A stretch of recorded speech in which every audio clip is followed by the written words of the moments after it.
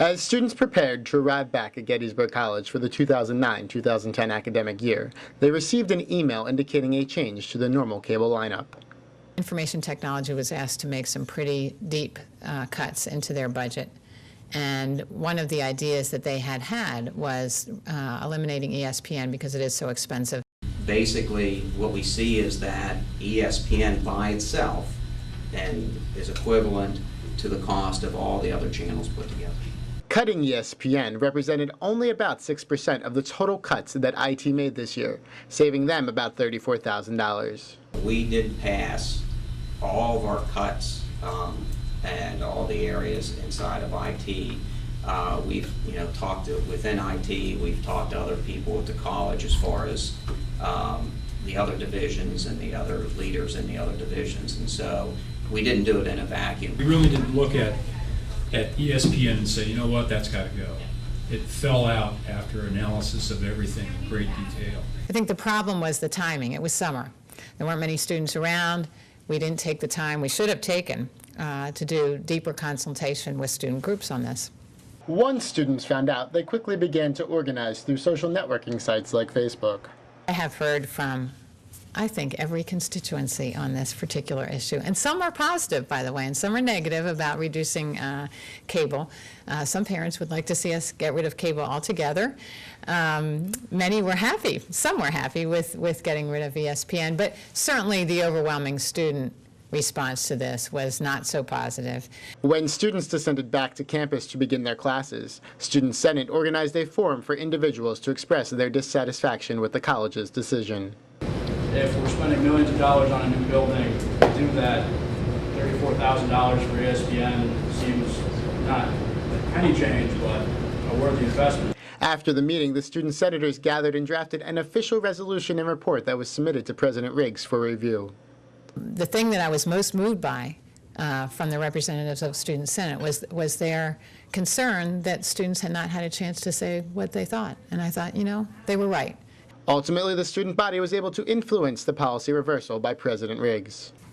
Student opinion will have some impact, certainly. It's going to sway the way I think, particularly if there's good rationale that goes with the student opinion. By the way, I will say I was not persuaded by students and some parents, actually, who said, I demand to have ESPN, I'm entitled to this, I pay $50,000 a year, and you ought to give me ESPN. That's, to me, not a logical argument.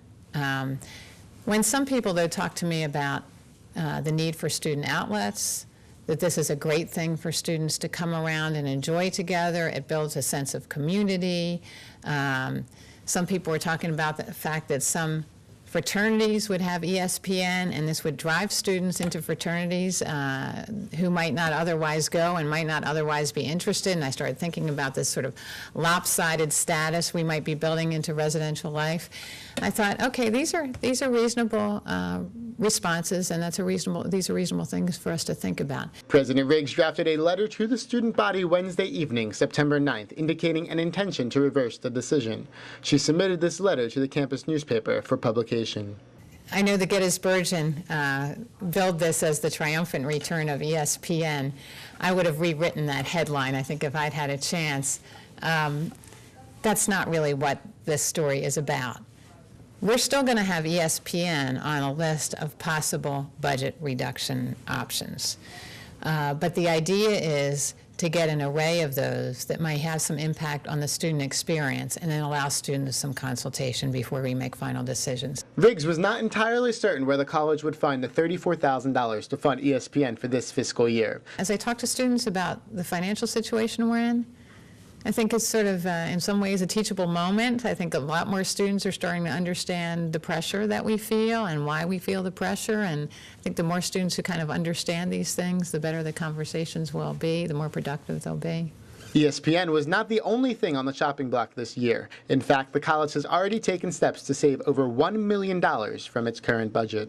We did not increase salaries this year. There's not a person on this campus who got a normal salary increase unless there was something special like a promotion.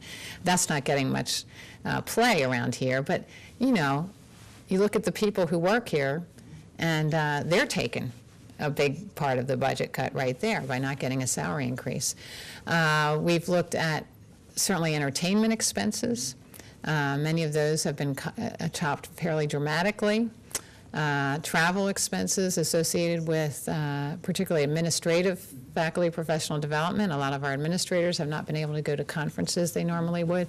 We can't do that long term, though, because obviously they need to go out and talk about Gettysburg College, and they need to bring new ideas back to Gettysburg College. So we don't want to get ourselves in a situation where we're not supporting that kind of travel, but certainly we've reduced it.